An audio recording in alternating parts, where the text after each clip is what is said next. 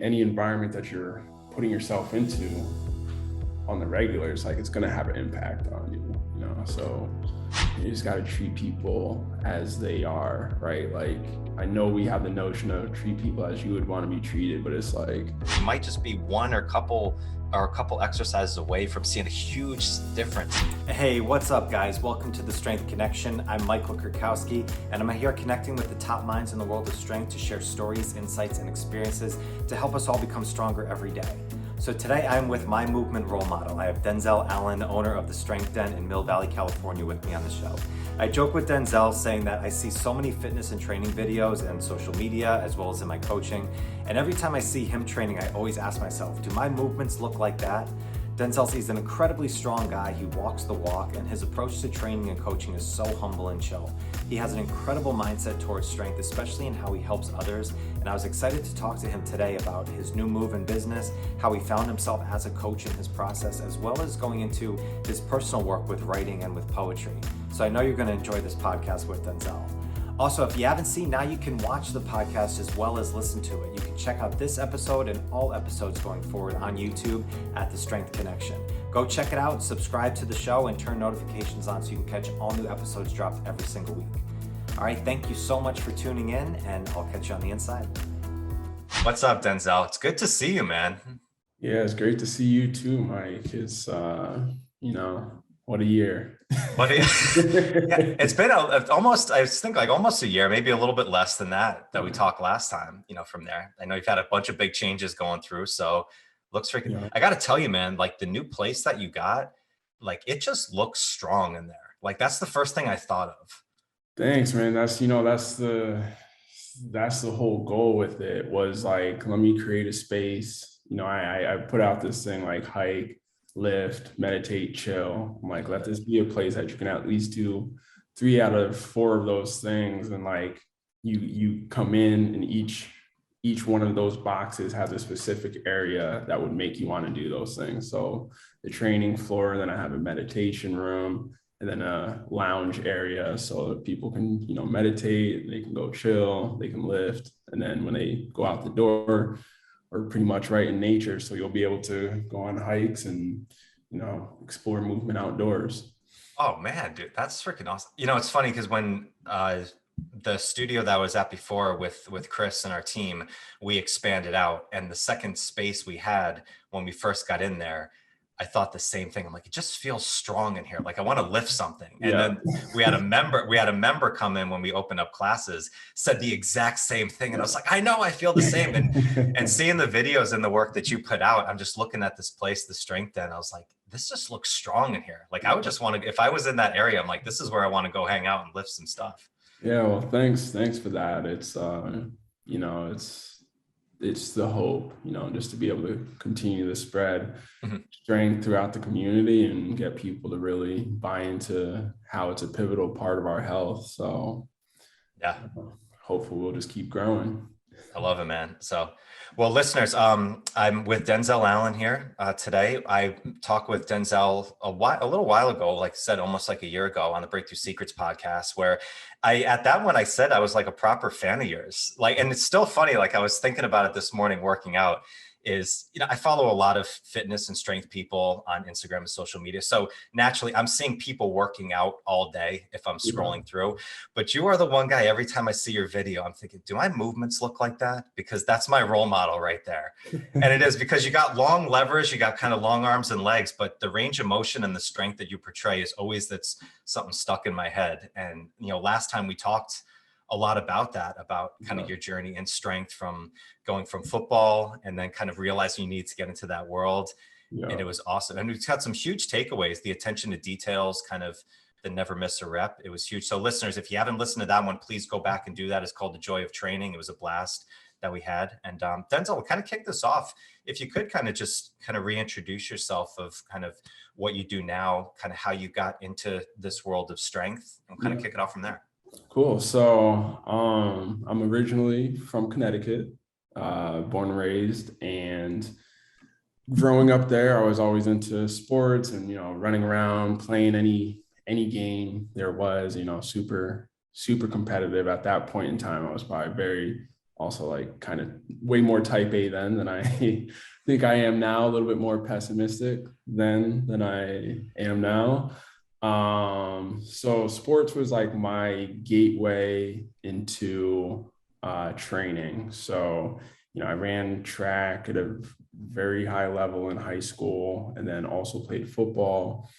And for both of those, speed was like my poison, right? That was like the way I killed on the field. Gotcha. Yep. Okay. And so I always had the notion of like, what do I need to go in the weight room for? Like I'm fast, I'm already running around people and this and that.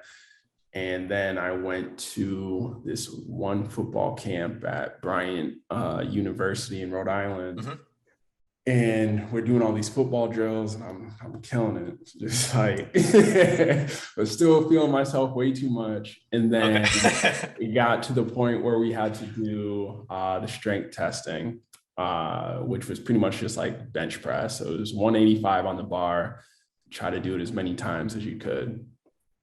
And I'm like, I don't bench. But I'm like, I can't. You try and raise your hand on that one? What do you do if you don't bench? So you can't punk out in that situation. So I was just like, all right. So I have my teammate come spot me, because I'm like, dude, I'm gonna need your help. I got you. Yes. And so I get under the bar, go to lift it, and obviously it just comes crashing down on my chest. I can't lift the thing. And at that point I wasn't getting any looks, anything from colleges, and I was like, dang, maybe I need to start paying more attention to strength training. Gotcha. After that. Just from like an embarrassment standpoint, not necessarily from a like thought I truly needed it. Mm-hmm. But then once I started to actually lift, the difference it made, and just like how I carried myself, my speed actually increased. Okay. Like go figure. So then from that point, it was like all bought in on mm-hmm. working out, like was going all the time, driving myself to the gym or working out at the high school. And then once I graduated, I still didn't get any offers. But I still wanted to play college football. So I had reached out to the same high school teammate that was spotting me on the bench. He was an absolute beast. I mean, in high school, he's like power cleaning 315. Like, the kid was a monster. Oh. So I was like, all right, who was your trainer again? He's like, he tells me this guy, Greg Drab, at Advantage Personal Training in Connecticut. And I went to his facility and stepped in, and, that was the first time I saw people of all ages doing like everything, you know what I mean? Like doing cables, doing barbells, doing kettlebell stuff. And it was just like, well, this is pretty cool watching older people do pull-ups. So once I saw all that, and then the trainer himself was like this jack dude that could move well, Greg, he's diesel. So, there I am as an 18-year-old, like, oh, wow. Yep. And in that summer, I put on like 15 pounds. It was like, this is nuts. Like, this is the joys crazy. Of being 18, right? Yeah, just do whatever you want and just lifting all. Just goes right to muscle, yeah. So then ended up walking on at University of Rhode Island, and was on there for about a year before I transferred to UConn.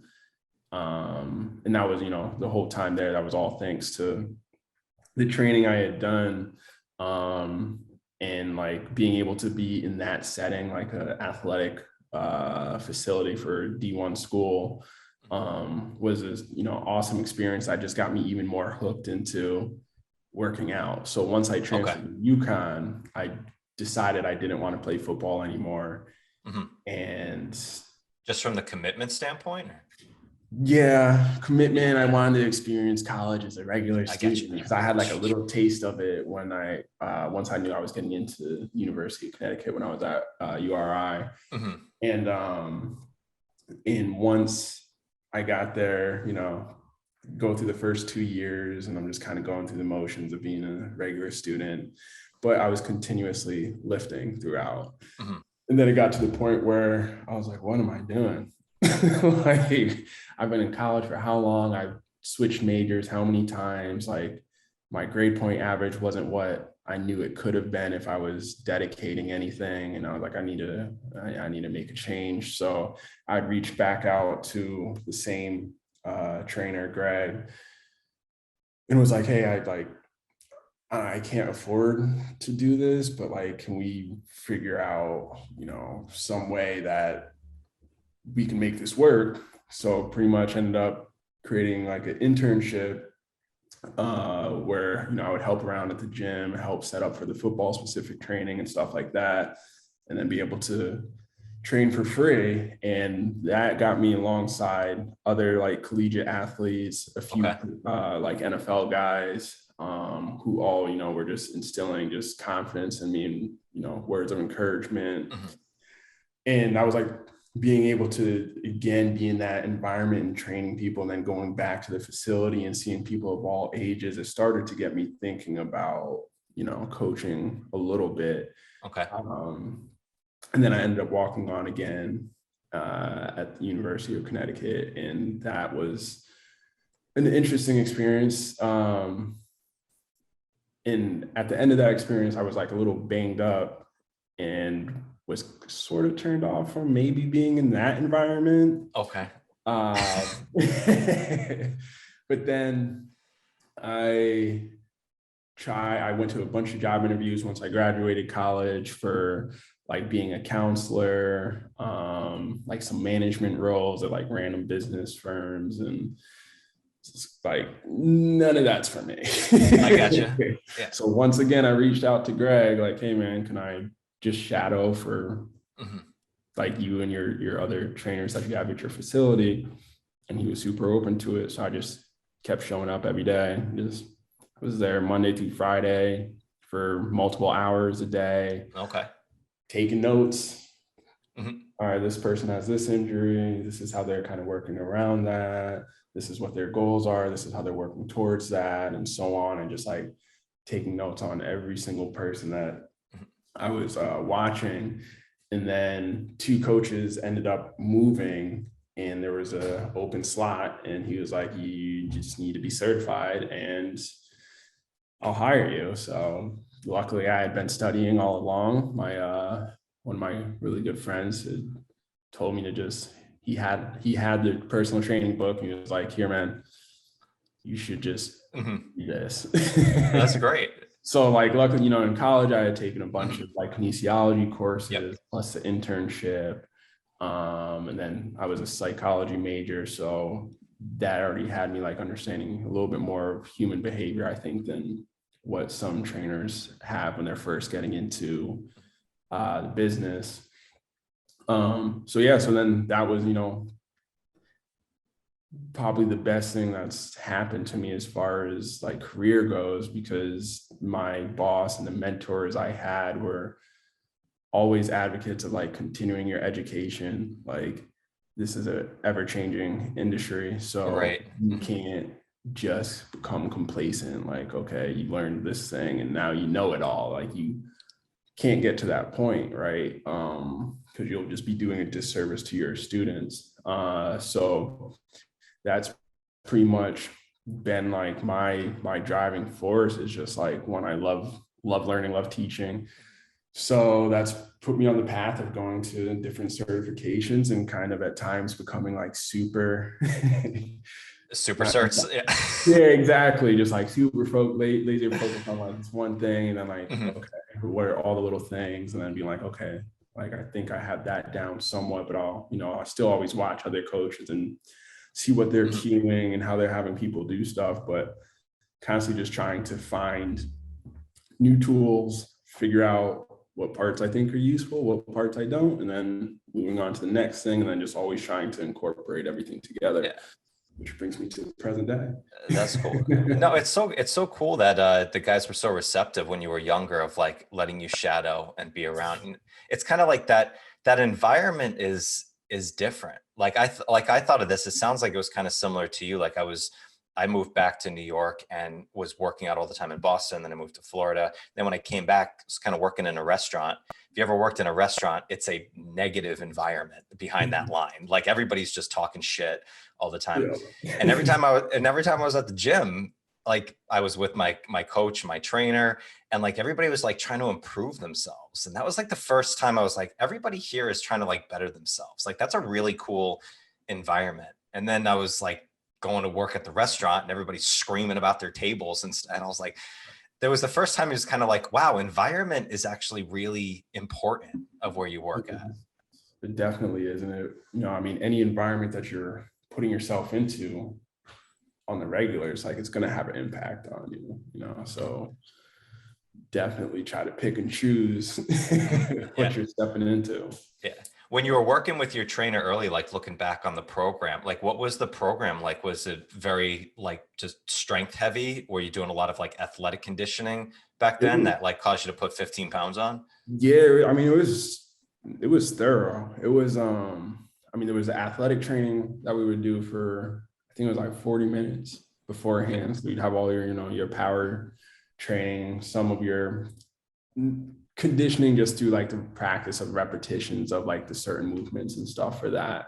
And then you'd go back to the facility and you'd have your normal strength training. And that was always pretty good. You'd have your upper body heavy, your lower body heavy days. And they just kind of alternate. And then you'd always finish with some sort of different conditioning. So if it's an upper body like day, then you would do upper body conditioning, and same thing with the lower day or vice versa. But yeah, it was pretty thorough. It was included a bunch of different tools. So that was always nice. And each person executed everything just, slightly different. There wasn't like a permanent box we were all put in, like you have to do it this way. It's like, no, for the 6'5", 300-pound lineman, like, no, this is how you'll do this thing. Right. You little guys, like like me. How far along in the journey when you started really getting more into kettlebell work? Because I know that's predominantly one of the main tools that you use, from your work. I know you were with StrongFirst for a while, and then you were at Deviate and stuff. Like, when did that start entering the mix? Yeah, so that wasn't until after college. Really, like, I do goblet squats, and like sometimes like maybe shoulder presses or something with kettlebells before, I think 2013. And then 2013 was when we had this StrongFirst woman. I forget where she was from, but she was like maybe 5 foot tall. Couldn't have weighed more than 100 pounds, and was swinging the 32 kilo like it was a toy. And I was like feeling like I was at peak performance and could not swing that thing, and was like, what the heck is going on? So I mean, from that point on, I was just like already bought in, because I'm like, if somebody can learn, somebody, so small, they're not just, raw strength, throwing stuff around, brute strengthening it. So I was bought in right from that day of just having that experience of seeing someone who isn't like what the stereotypical picture of like a big, strong person is, do something that, showed such strength. And then also having, it was like about a foot thrown onto my broad jump. They tested our broad jump before they taught us how to swing, and then they tested our broad jump after, and it was like a whole foot. What? I went from like 9 something to like 10.6 or something. It was a pretty big, big difference. And the turf that we were on in this old facility, had like the yard marks and everything marked out. So it was very, and it was around the room that people were having like significant, jumps just from learning like true hip extension, like how to use your hips more. Yeah, like when you're jumping, how to not just try to rely on just your like legs. It's kind of weird to think about jumping that way now, because I'm like, how was I doing it? But but it made an immediate huge impact on that, which I'm like, athlete was definitely one of like my stronger identities then. So it was a thing that you could showcase how this movement impacts your athleticism, and it took less than an hour. Yeah, isn't that great? Well, it is. It's like, and something we don't talk about, I think, as much as coaches is just walking the walk of just having that power in you. It's like, and this woman comes in, 5'0" nothing, 100 pounds, swinging a bell that's over 75% pretty much her body weight of going. And it's like, that's something that's pretty different right there. And then combine that with, oh shit, I just gained 10 inches to a foot on my broad jump in one workout. I think it's always an interesting thing to show that like you might just be one or a couple exercises away from seeing a huge difference, especially in athleticism. And athletes, a lot of time, I think we think that athletes are so in tune with their bodies, but at young times sometimes you don't know that stuff, but like you just measurable, like, oh yeah, see, you landed here, now you landed here, so keep doing that. Yeah, exactly. And it's yeah, I'd say, I mean, as an athlete, it was when I was moving that way all the time, I had zero awareness of my body. Like I didn't know how I felt. If you asked me how I feel one day to the next, it was just like, I don't feel good. I had no language around feelings even then, like no language around what my body felt like the day prior to, like, it was just kind of always a constant uncomfortable feeling that I didn't realize I was walking around with until like probably a year after college, once I got into the original strength more, and then also StrongFirst, and it just changed how I moved completely, not being able to squat below parallel to being able to hang out there all day now. Like it was wow. And doing like dead bug and stuff like that, like my legs couldn't be completely like adjacent to the floor, straight up and down. And now, that's like a very comfortable position that's I can be in with zero strain. So random things like that, where forever I was bound and tight, and that's so crazy. I mean, just because looking at your movements that you do now, would have never ever guessed that you had mobility issues or stability issues before to not get that range of motion. Oh yeah, of both. Yeah, that's crazy. It reminds me. Do you know Alec Sulkin at all? Oh yeah. Yeah, Alex was like the same way. I remember like when we did easy strength, he was saying like, oh yeah, I've been training for a year and I was super stiff. It's like looking at the range of motion of movements. I'm like, what the heck are you talking about? Man, I mean, that original strength course was at Achieve Fitness in Boston. This was also probably like 2013. And, it was a bunch of people from all around like North America. And there were people there that were strength coaches. There were people there that were just like doctors or like garden worker, like just had no relation to fitness at all.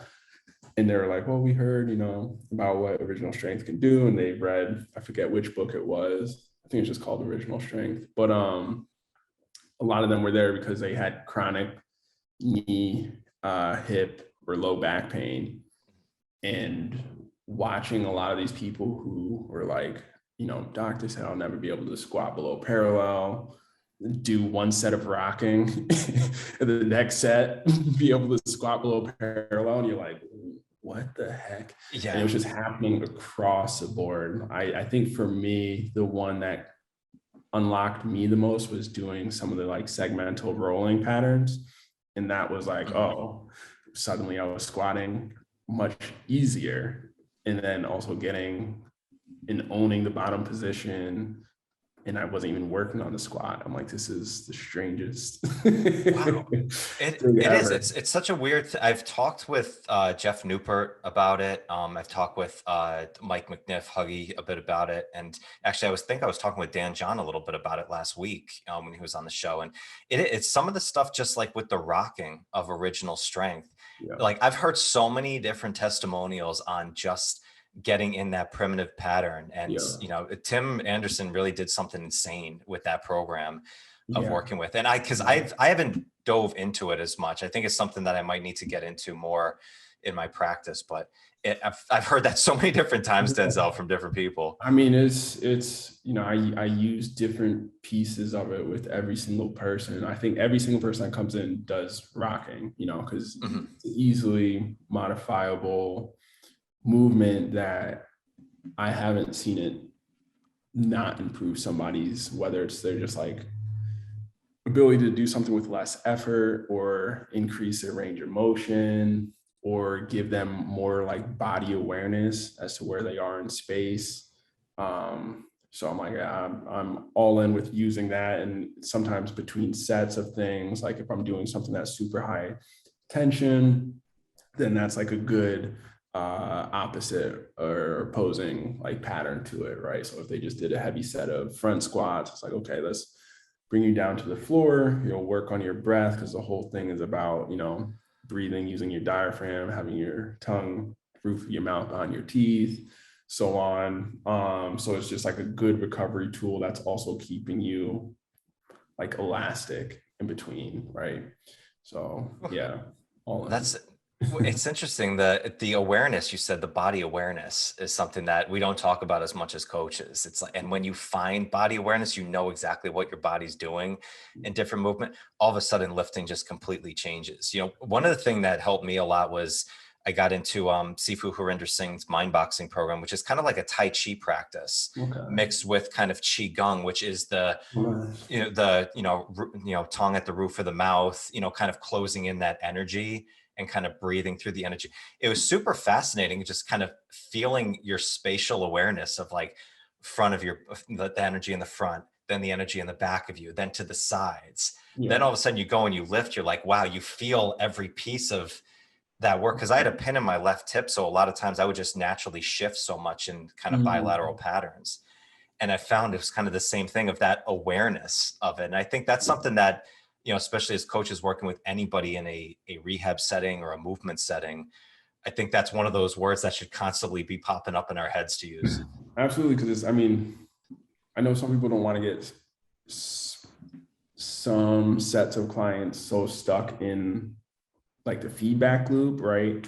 But having some sort of feedback system is definitely important to just make sure like, yeah, the thing looks good, right? The movement looks how it's supposed to, but you should still check in and be like, hey, where are you feeling this? You know, where are you feeling this movement? Because oftentimes, even with it looking perfect, they can still not, you know, not just be being mindful about where would I be feeling this? You know, it's just kind of like a lapse of mindfulness and just going through the motion. So one, it'll get people to be a little bit more mindful, but two, it'll ensure like, okay, what is your body doing? You know, like, are you feeling tension somewhere we don't want you to be feeling tension? Is that something we can fix with your breathing? Is that something that we can fix with your stance? So on. But it's like, you definitely need to have the feedback loop. That way you can start to build a sense of awareness within clients. And then also with that, it's like,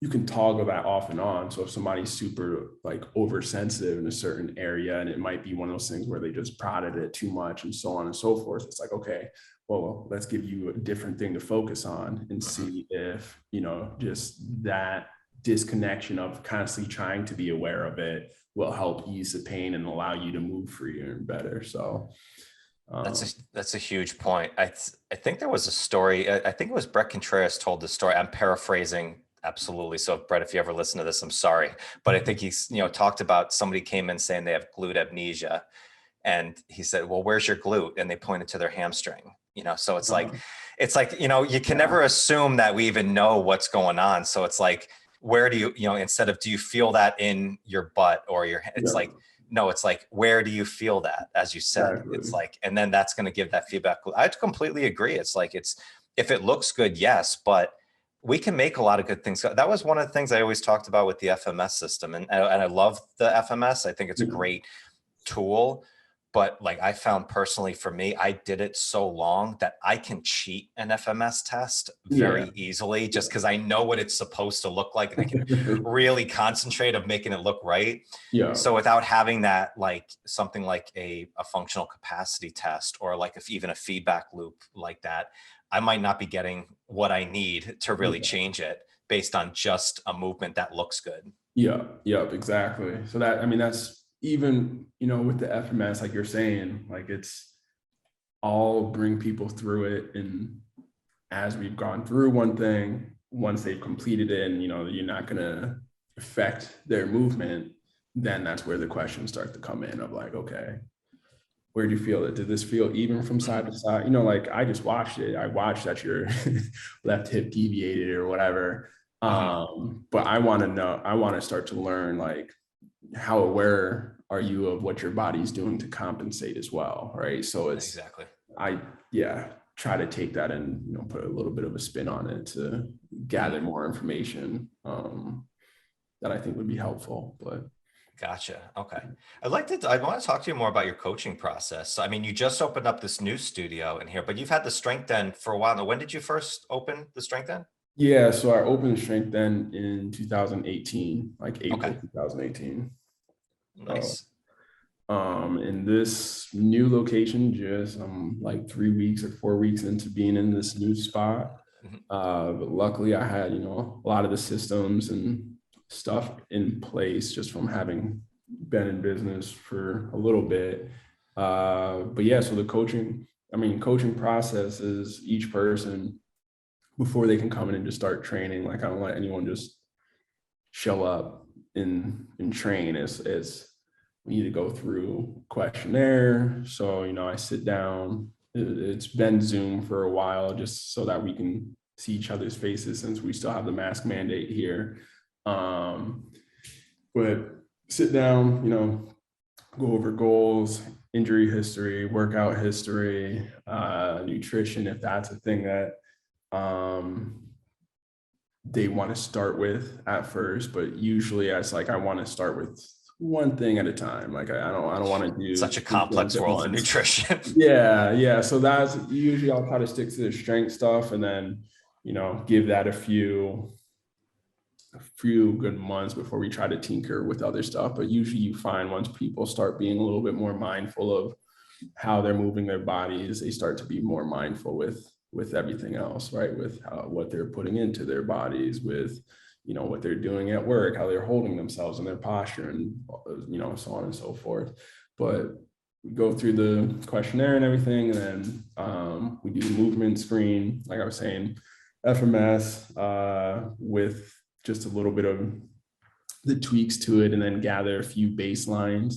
And the biggest thing I think is helpful, probably of all of that, is asking for if they know their learning style. Like, are you kinesthetic? Are you auditory? Are you visual? Like, a lot of people don't necessarily know them by those terms, but then you do a little bit of the scenario, like, okay, if you're in this scenario, what would be the way that would be best for you to learn this information? And they're like, oh yeah, usually I need to see it written on the board and then do it after, or, oh, I just need to see somebody do it, or I don't need to see you do it, I just need to hear cues and so on. Because that way is like, you're not doing this guessing game of like, how does this person learn? Or you're talking too much for a person that can't stand talking, and that just like muddies up their ability to do something. So we'll do that, and then create a program for them, and then they come in and you coach them through the movements, and it's a good time. That's so interesting that you asked. I love that you asked that, because that's such a huge question to ask of how do you learn? It's because a lot of people learn in different ways. I don't know if you've followed much of Nick Winkleman's stuff with cueing, but he did some stuff when I talked to him last. He talked about squatting and kind of the different ways to cue. And one of them, the example he used was like a snake's going to bite you in the ass. And he says, beat the bite. Yeah. And that just stuck in my head so much. And I forget what that meant. It's like, but it's like an analogy. You learn from analogies of it. And it's like, okay, like, so every time you squat down to get out, like you got to beat the snake, so beat the bite. I'm like, that's hysterical. And it is, it's like the way that we view communication in coaching is more vital than what movement we're actually giving them. Because Because I always think that's such a fascinating thing. Like none of us want to feel like stupid or we don't know what we're doing, regardless Yeah. of if it's one-on-one or in a group setting and stuff. Like you want to feel that confidence of going in. So asking that, like, how do you learn? Yeah. Do you get people at all like kind of giving you like the like quizzical look, like I have no idea? Oh yeah. Yeah. All the time. It's expected, you know, it's like, it's the unfortunate part of us going through school. I feel like the way that it currently is set up is they expect everybody to learn the same way. So people don't really stop to think or ask themselves that question, like what, you know, and this is something I learned from psychology, but also again in precision nutrition's level 2 course of just like, what are this person's like superpowers? You know, when do they feel most successful? You know, when do they feel like they're the most capable and confident? And finding those things out makes it so you can try to create that environment for them within your coaching session so that, you know, they always feel strong. Like that is the goal. Like I want you to feel strong, confident, and then you're going to take that from here, go into the rest of the world, and you'll be that way, right? And when we're walking around that way, we feel strong and confident. We're treating everybody else with, you know, so much more respect and dignity, and being able to see one another for who each other is a little bit better without judgment. So, yeah, so I feel like that all starts with. What a great question, right? What is your superpower? Yeah. You know, it's like, it's interesting. Questionnaires with, you know, gyms is always a fascinating thing because a lot of them, like it's, you know, there's medical history, there's injury history, and obviously it's all important, but a lot of it is, I remember I was reading one before and everything was just about like, why aren't you at this goal yet? You know? So it's like, I'm reading this like, and you kind of go, it's like, it could be so negative. Like, this is like, it's not like, no, what are the things that make you feel good? Like, how do you learn? Like actually getting part of the process. It's like, oh shit. And as you brought that up, I was talking about that with my sister before, who's a teacher, about different kids learning because she's in special education and like how, you know, she has the chance to work with, you know, more individually with kids so she can really dive into that. But it is like a lot of times teachers, they just get up in front of 25 kids and just expect everybody to learn the exact same way. And if you get an A, this kid's smart. If you get a D, this kid's dumb, or he has ADHD or something like, no, maybe he learns differently. Yeah, exactly. Exactly. That's always been the thing of like, you just got to treat people as they are, right? Like, I know we have the notion of treat people as you would want to be treated, but it's like, that's kind of doing a disservice. You should get to know people and then be able to ask them, how would you like our interactions to be, you know? Like not, I'm gonna go around and making assumptions of like, oh yeah, no, you learn just like me, so I'm gonna teach you like you're me. Oh, you want to be like me, so I'm gonna teach you like you. Like, no, figure out this person's goals, what makes them tick, what they enjoy.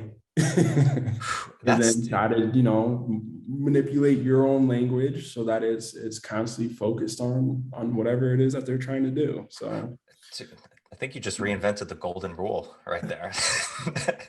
It's powerful. And that is powerful, right? It is. It's like, don't just treat people the way you want to be treated because they might respond differently on that. Like, I think we kind of understand what that means, but like, I heard this thing from Kain Ramsay in NLP about like converting somebody to something. You can't show unconditional love to someone if you're trying to convert them to something. So it's like the same type of thing. It's like, if you are trying to just speak to somebody the way that you think is well, because that works well for you, you're not actually showing that person love. You're not actually showing care, you know, from them. Exactly. And these things take time, right? It's like, I've you know, been there, like a consultation with somebody and, you know, talking about their goals and their physical health.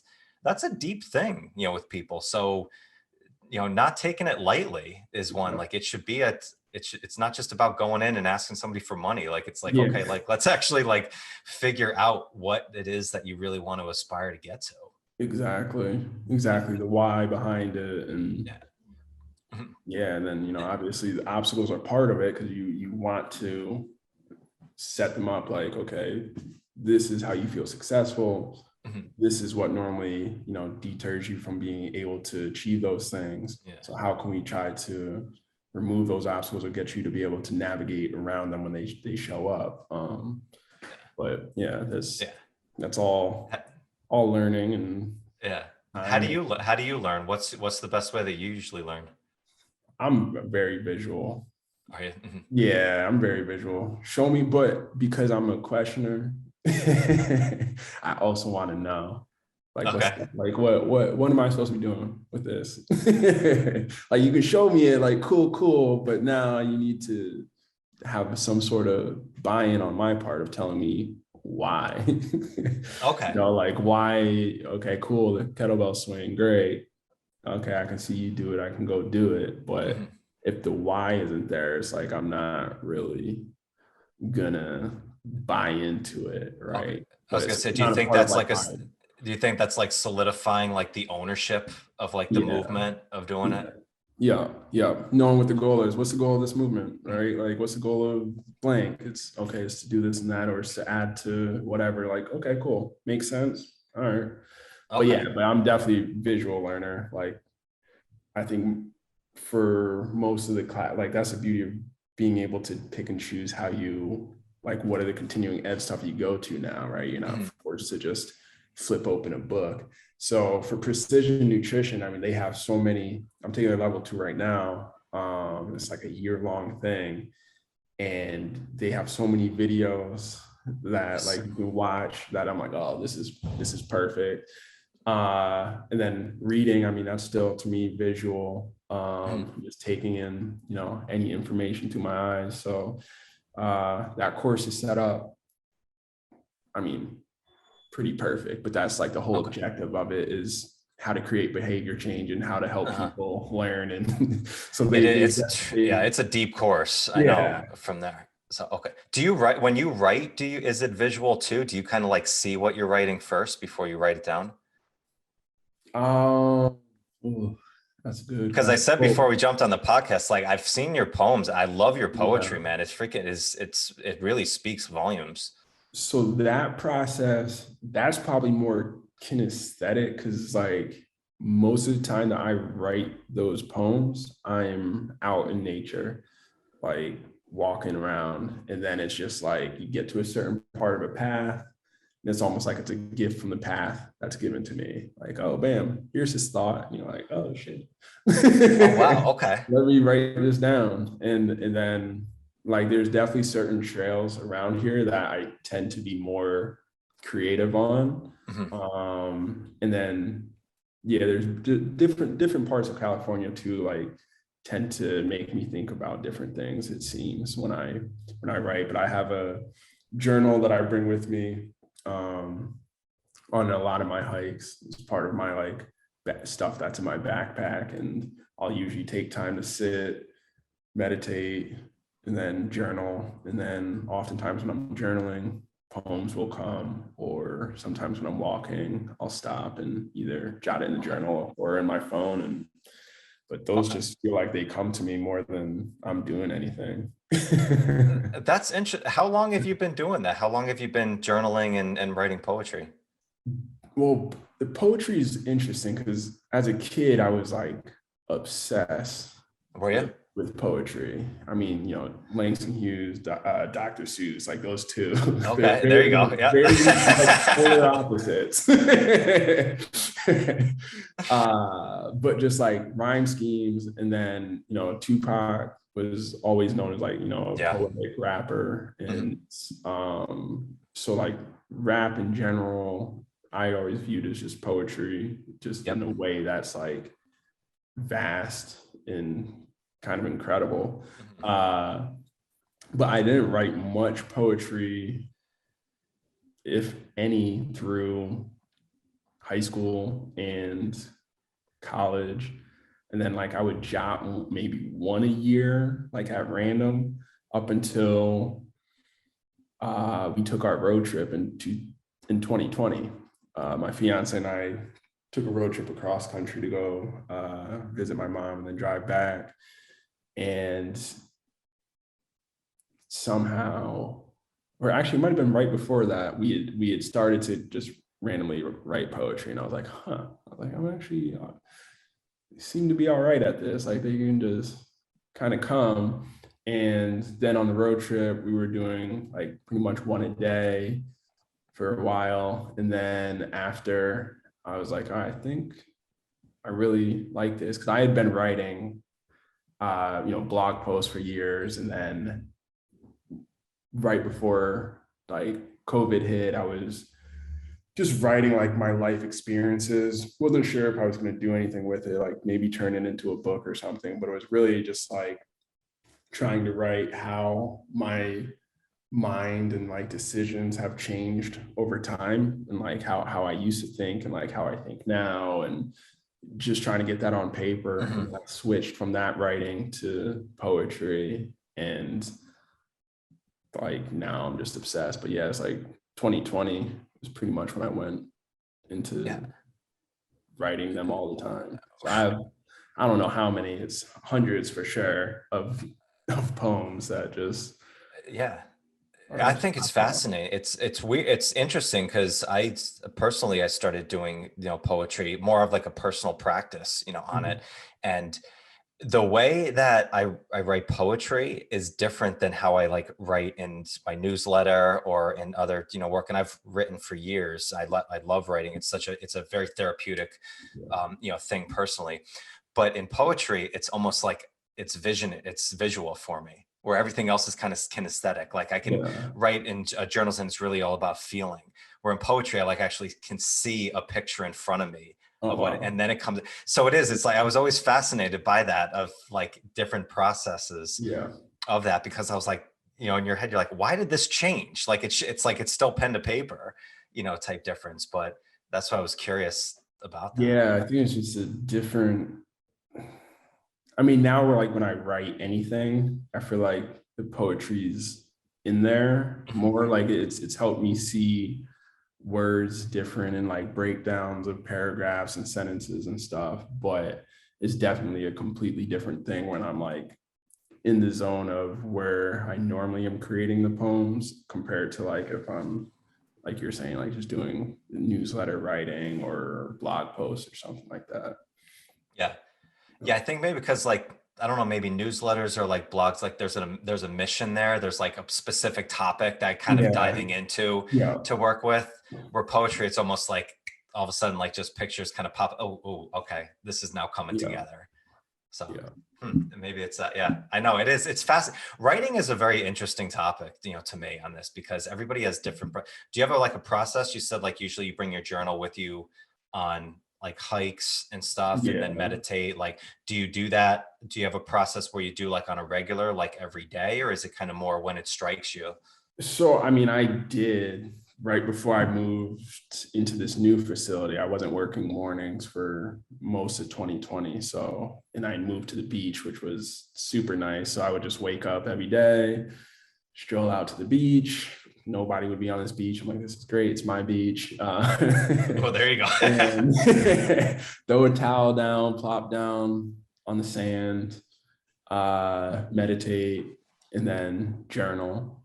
But that time of day, I don't think I've written a single poem like at 6 a.m., like early in the morning. It just nothing comes at that time. It's more so just like intention setting for the day.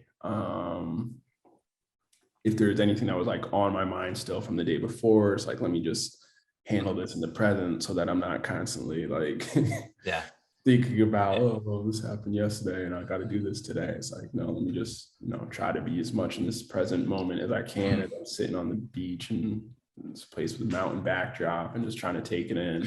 But yeah, so it's that's what a lot of people think journaling is, right? It's like, you just start like, hey, this is what I'm going to do today. And Dear Diary, it's like, no, it's like just whatever kind of feels from there, just throw some shit out and like, it's going to feel good.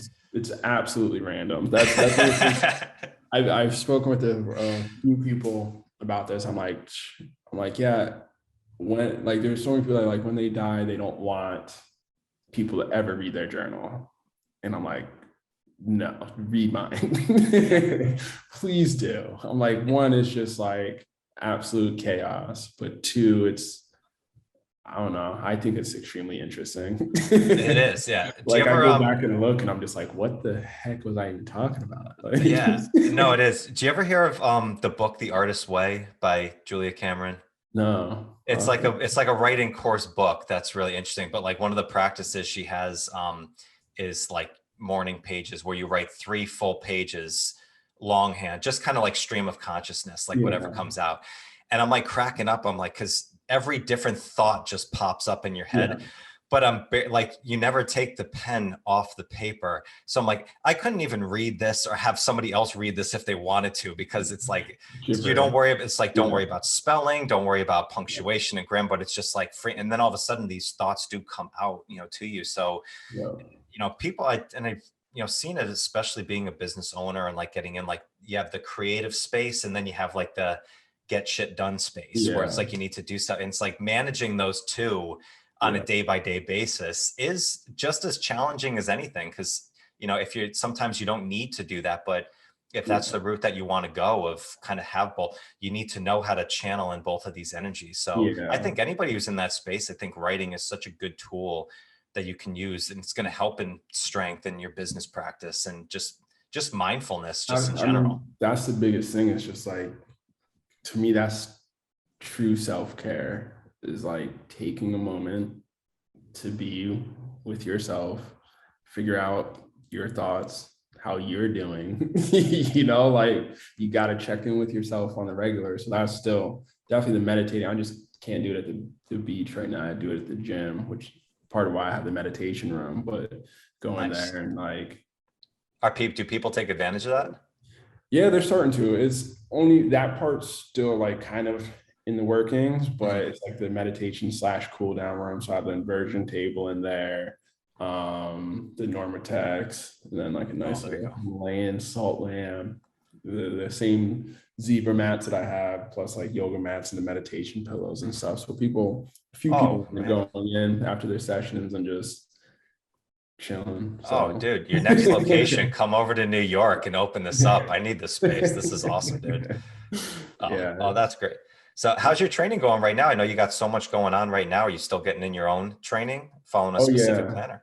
Yeah. So, I mean, that's kind of been the beauty of the last few years. It's shaken up so much stuff that it's kind of gotten me into the habit of figuring out what my like non-negotiables are, right? Like, what are the things I always need for myself so that I can show up, right? Like show up to the best. And if I don't have the time, or don't make the time, I should say, to work on my own health and strength, then like I'm not really going to want to talk to nobody else. I'm gonna feel like they're taken away from my own time with myself, which feels unfair to me in my own head. So my training has been really good awesome. As of late. As of a while. So yeah, it's super nice, doing my normal barbell lifts, kettlebell stuff sprinkled in, plus body weight and a couple of other like random fun tools, some like K3 combat, Kali. I like the padded Kali sticks. Oh, there you go. Okay. Yeah, that's like the cognitive training, plus like, left, right side, trying to make your left hand, if your right hand dominant, a little bit more useful. Plus I do that martial art every Friday with a group of coaches, and my teacher, Paul Costanza, who's just like Renaissance man. Like, this guy is a calligraphy artist, voiceover actor. That's like I'd be great with kettlebells. It's like you name it, this guy is just unbelievable. So he teaches us the ropes every week and is like, here's what to practice, here's what to do, and drilling that. And that's been a huge like blessing to have stumbled across right before COVID hit. But yeah, so the training's been really nice. Those Kali sticks look like just such an interesting kind of flow of practice, of just getting in, of just it's almost like a dance, it looks like. Yeah, I mean, that's like most martial arts, that's like the beauty of it, is it allows you to be able to kind of tap into that flow state and be able to be more in control of how you can get there, right? Like it can be a struggle for times when you're not used to having singular focus, but that's the thing that kind of helps with being able to be as present as possible, especially when you're using the hard sticks. Oh yeah, hard okay. sticks is like you lapse, you start thinking about something else, and the other person's then going to catch your finger, and it hurts. That was like when we were doing a little bit of the KPP, the kettlebell partner passing stuff, and it's like if your mind wanders for a second, it's like you're just. It's not like the people think it's the kettlebell falling on your toe. No, it's the handle jamming your finger like playing basketball. I'm like, oh, I did that once. I'm like, I'm never doing that again. Oh man. So. Dude, it's been a blast connecting with you again, man. So I'm so pumped for the new venture for you. I hope it's just massive success over there. And yeah, man, just keep doing you. It's awesome. Yeah, thanks a lot. Thanks for having me on. Always awesome chatting with you. So yeah, no doubt. So Instagram, Power of Strength, Denzel Allen. And then what's your website again that we can put up? Well, you can put up strengthenmv.com, which is just my business page, but perfect. That works. Awesome. So great, man. Good. It's great to see you again. Appreciate it. We'll definitely have to do this again soon at some point. So yeah, sounds good, man. Awesome. Listeners, thank you so much for connecting. If you want to follow Denzel, check out more of his stuff. Go check out his awesome gym that just looks like you just want to get strong in there. No doubt. Might have to make one over here myself, and I'll catch you on the next one. Bye, guys.